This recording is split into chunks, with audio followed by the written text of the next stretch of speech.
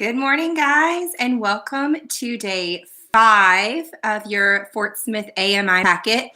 I have a little friend with me this morning. Some of you have been asking how he's doing and if he was stuck at school all alone, and he's not. So, everybody, Vulcan, say hi. You say hi, Vulcan. Vulcan is home with me. For those of you who have been wondering what Vulcan is doing right now, he has been munching on dubia roaches, and we have plenty and plenty of collard greens. I went to the farmer's market and got him some collard greens, so he is fine. For those of you who want to know, Vulcan is doing great. And so he is home with us, and he is totally safe, and he is not stuck at school, which is what I think some people thought. Today, we are going to be reading chapter 6 of The Mouse and the Motorcycle. Today is day 5 of your AMI packet, but we are reading chapter 6 as part of our reading today. So let's just go ahead and get started. Chapter 6 is entitled A Peanut Butter Sandwich. I told you to be careful, scolded Keith when his parents had gone to dress and Ralph had crawled down his arm and into his hand. It wasn't my fault the door blew shut. Ralph jumped from the hand to the bedspread. Though Keith was a friendly boy, even a generous one, Ralph still did not like the feel of skin against his paws. It must be terrible to go through life without fur and such a nuisance, having to wear clothes that had to be washed and drip dried. Ralph knew all about drip drying. Many were the drops of water from shirts and slips that he had dodged going in and out of his mouse hole. You didn't have to stay out so long, Keith pointed out as he began to dress. What's the use of having a motorcycle if you can't go tearing around staying out late? Ralph asked reasonably. You don't have a motorcycle, said Keith. I just let you use mine. And you'd better be careful. I like that motorcycle and I don't want anything to happen to it. I'll take care of it, promised Ralph, somewhat chastened. I don't want anything to happen to it either. It's going to be harder to get a chance to ride it now that my mother has seen you, said Keith. She's a terribly good housekeeper and she's sure to complain to the management. Speaking of breakfast, you people are too tidy, complained Ralph. I'm not getting enough to eat around here. You don't leave any crumbs. I've never thought of it, said Keith. What would you like to eat? Ralph was astounded. This was the first time in his life anyone had asked him what he would like to eat. It had always been a question of what he could get his paws on. You mean I have a choice? He asked, incredulous. Sure, said the boy. All I have to do is order it when we go down to breakfast and then bring you some. Ralph had to take time to think. After a diet of zwieback and graham crackers provided by little children, bits of candy and an occasional peanut or apple core left by medium-sized children, or a crust of toast and dab of jam left by an adult who had ordered breakfast sent up for room service, the possibilities of choosing his own meal were almost too much. I know what I'd like, Ralph said at last, but I don't know what to call it. Once, some people who said they were almost out of money stayed in these rooms.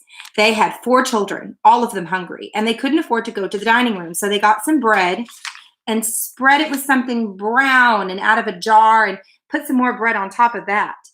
They whispered all the time they were eating because they didn't want the maid or bellboy to know they were having a meal in their room. Afterward, they all got down on their hands and knees and picked up every single crumb on the carpet so no one would guess they had eaten in their rooms. It was like a great disappointment. It smelled so good, like peanuts, only better. The boy laughed. It was peanut butter sandwich. Sure, I'll bring you a peanut butter sandwich or part of one. I'll eat part of it myself. It'll be kind of a funny breakfast, but I won't mind that. Where will you leave it? Asked Ralph. Keith thought for a minute. Where do you live? He asked. In the knothole under the window. No kidding, Keith laughed. That's the hole I poked my finger in last night. I'll say you did, said Ralph. Scared me out of a year's growth. Nobody has ever guessed it's a mouse hole because it's a knothole instead of a chewed hole. I tell you what, said Keith. I'll bring up part of a peanut butter sandwich and poke it through the knothole. Just like room service. Ralph could not have been more pleased with the suggestion. What about the motorcycle? He asked. Where are you going to leave that? In my suitcase, I guess. Aw, come on, pleaded Ralph. Have a heart. Leave it someplace where I can get it while you're out during the day. You're supposed to be in your mouse hole, asleep, not riding around in the daylight when people can see you. Well, gee whiz, can't a fellow even look at it? Asked Ralph. I bet you like to look at a big motorcycles yourself.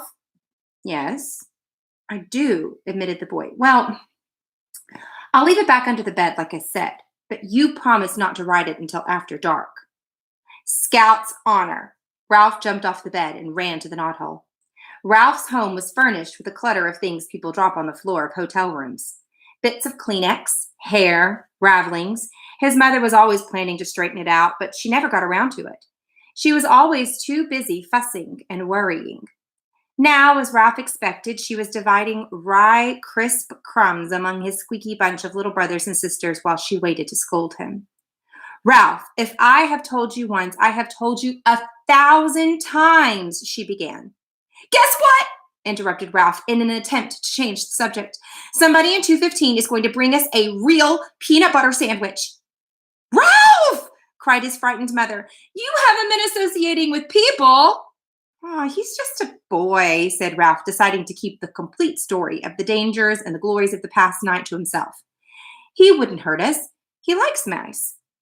But he's a person, said his mother. That doesn't mean he has to be bad, said Ralph, just like Pop used to say. People shouldn't say all mice are timid just because some mice are, or that all mice play when the cat's away just because some do. Just the same, Ralph, said his mother. I do wish you would be more careful with whom you associate with. I'm so afraid you'll fall in with the wrong sort of friends. I'm growing up, said Ralph. I'm getting too old to hang around a mouse nest all the time. I want to go out and see the world. I want to go down to the ground floor and see the kitchen and the dining room and the storeroom and the garbage cans out back.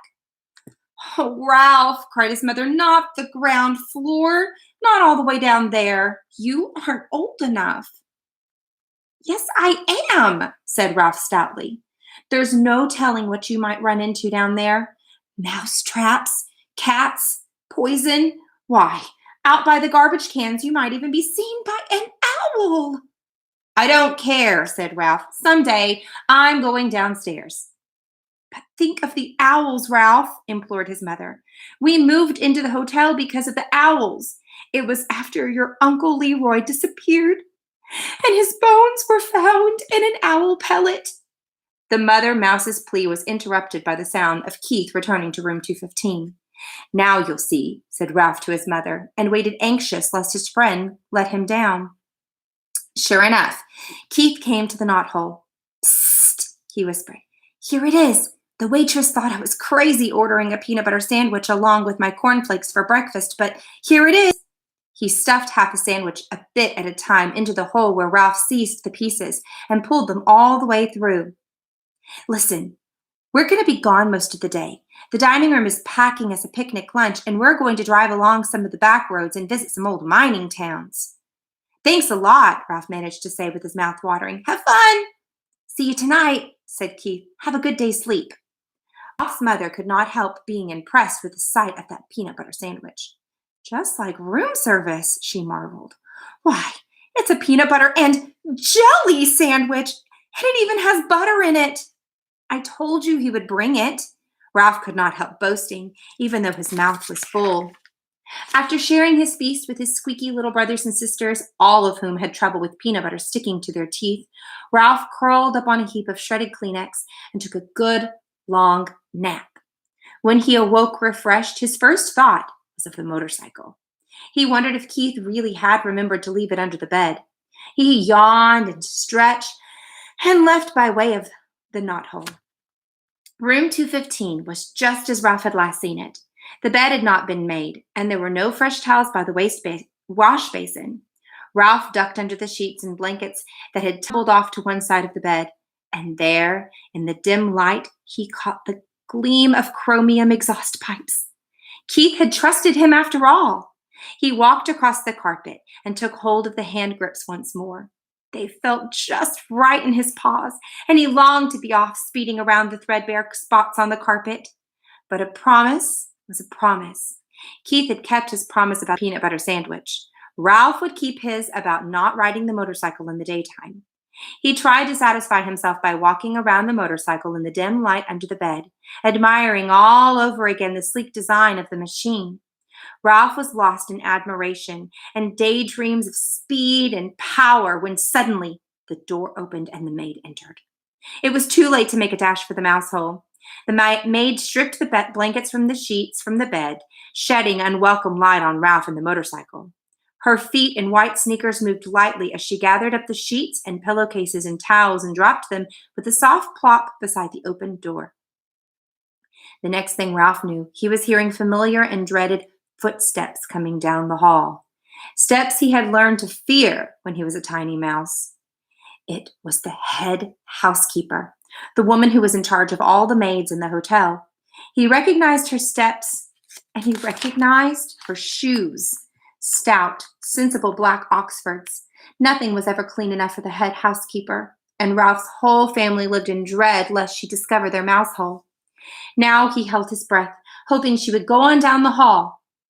But no, she stepped into room 215. "Good morning, Marjorie," the housekeeper spoke crisply to the maid.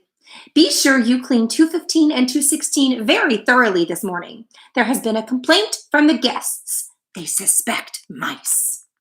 "Yes, ma'am," said the maid. "Look behind all the drawers," continued the housekeeper, "and in the corners of the closets. Please report any evidence of mice, and be sure you vacuum under the beds. You've been getting careless lately." With that, she walked briskly down the hall. "Old grouch," muttered the maid as she reached into the hall for something that produced a sound that struck terror into Ralph's heart. It was the clang of vacuum cleaner attachments banging together. Oh my goodness, guys, that is the end of chapter 6. And with that brings us to the end of your reading assignment for day 5 of your AMI packet. I have again placed the link to the AMI packets down in the description. If you don't have your packet in front of you, you can always click on that link, click on your grade level, and open up the packet for today. Don't forget, you don't have to print them off. Just read the questions and you can answer them on a blank sheet of paper. And as long as your name is on that blank sheet of paper and you've answered all the questions, that's what you can turn in to your teacher when we go back to school. Now, guys, just a reminder, today is Thursday, and tomorrow is the beginning of spring break because we weren't going to be in school tomorrow anyway. So you have no assignment for tomorrow. One more time. You have no assignment for tomorrow because after you get that assignment done today from your AMI packet, spring break can have officially started.